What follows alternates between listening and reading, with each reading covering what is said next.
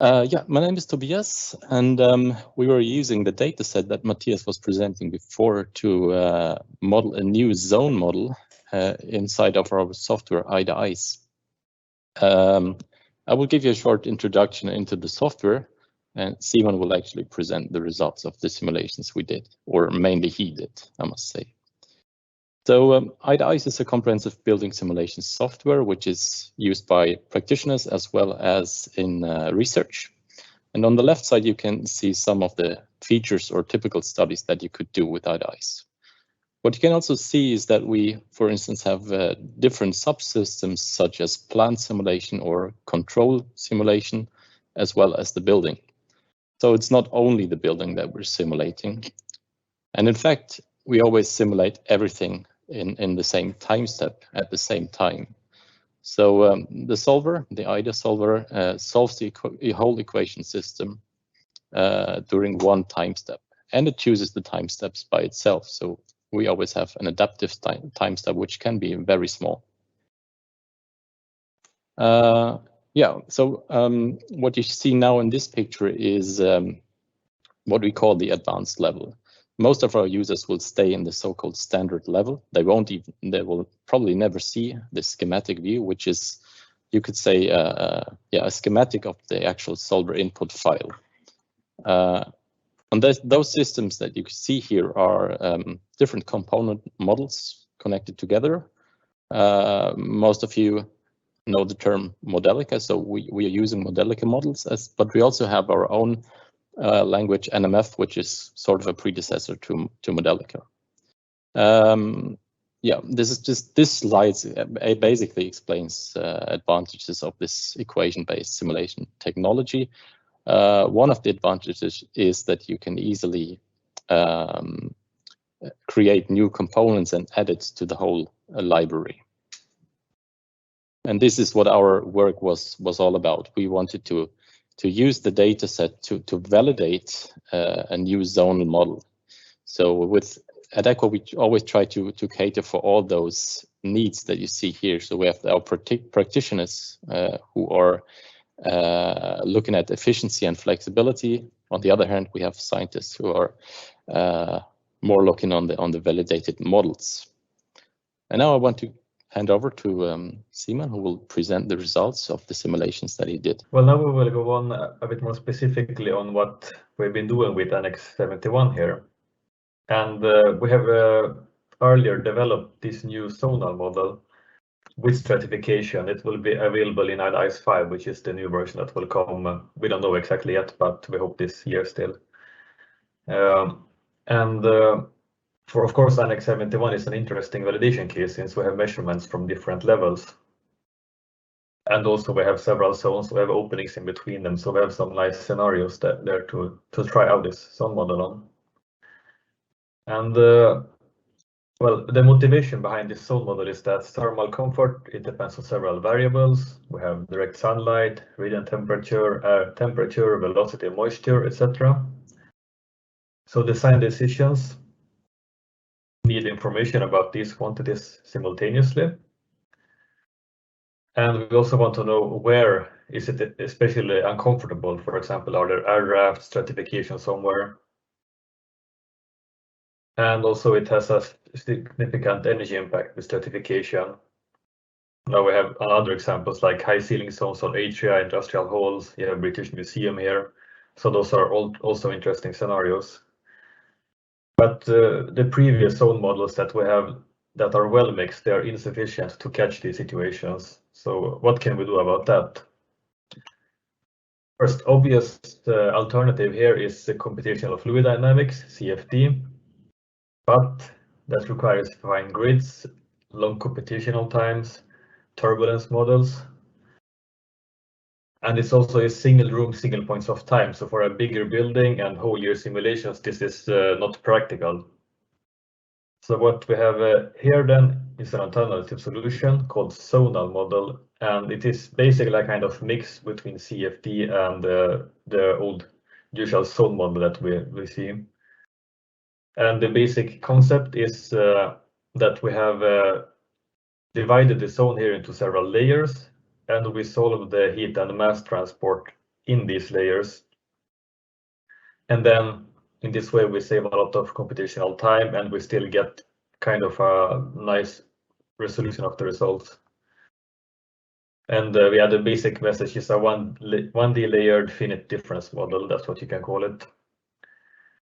And what does this look like then in IDA-ICE?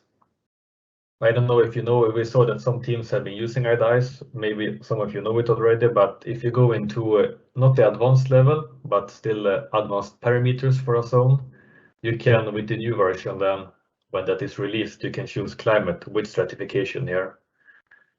And then you can choose the layer height here, which will be then, now I have put 70 centimeters to kind of catch the layers that are measured in Annex 71. Here you can see the measurements. We have 10 centimeters above floor, then 110, 170, and this is 10 centimeters below ceiling. And when I choose 0.7 as layer height, I end up with these layers. So they are not exactly the ones we have here, but they are close enough. And actually this layer 170 is exactly spot on here. And just a note, we have the results that we present here are with open loop control. So we have just been using the logged heat. There's no control loop in the simulation itself. So then we get the more fine-tuned results. And we have been using the N2 house with electrical heating. It's still a work in progress, so I will show you some results that we have seen so far. They're from last week, so it's quite new. First, we have the living room here during the co-heating phase. So that is constant set temperature all the time at 21 degrees. And here we have two different layers then. So the brown and the blue ones here are at 1.7 meter height.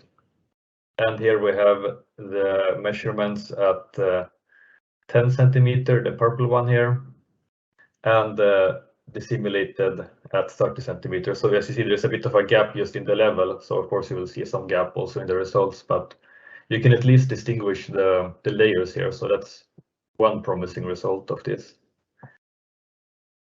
And then for some more interesting results, we can have a look at this. This is basically when the co-heating phase is transitioning into the user one phase. So here you have some interesting dynamics going on, which are very well followed here at this for a start actually. And also at the end, you can see that they are quite well following each other, the upper layer here and the lower layer here.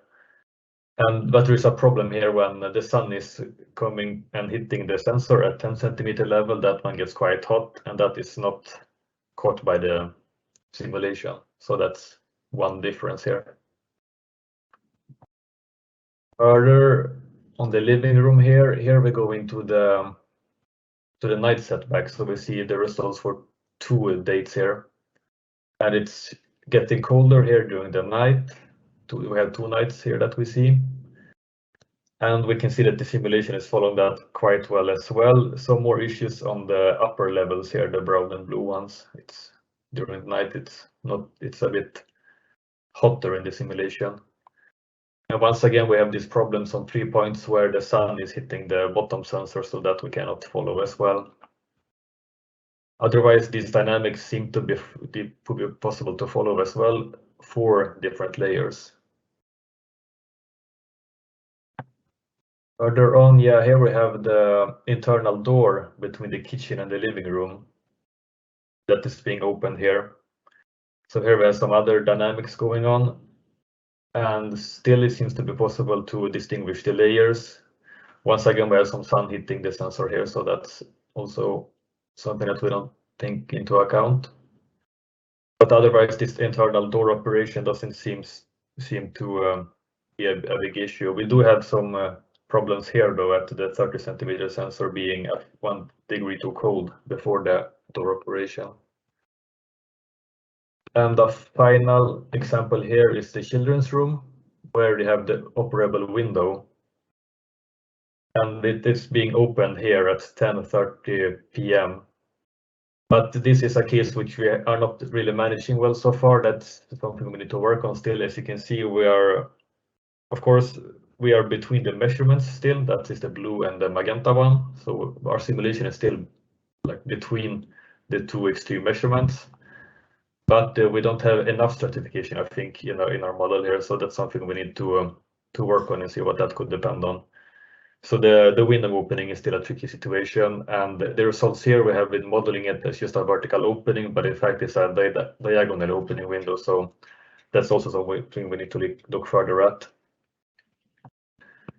But this future work or the discussion here first is that well, the modeling itself without stratification is still a work in progress. I've been working on it for some time, but there's still a few question marks there which I need to improve. And then, of course, I would guess that the stratification results would follow them. The window opening, as I said, it's still needs improvement. And also here, I asked a question to Paul here before the weekend. I was unsure about the children rooms opening, but actually he answered that, and that was correctly modeled. So we can ignore that right now. And you could see that when I choose the layers, I had to pick them with just a basically constant layer difference. But then in the future, we want to put them customly. So we could actually put 10 centimeter, 110 centimeter, 170, and 260. So we get the exact correct layers. And the Zonal model itself, we want to further investigate the film coefficient, sun patches, wall attachment and detachment of flow elements, commercial room units, and the additional flow elements like gravity, currents, and radial jet. So that's still being improved upon as well. So that was basically just a brief look at what we have been doing with Annex 71 and the new Zonal model. Thanks for your attention.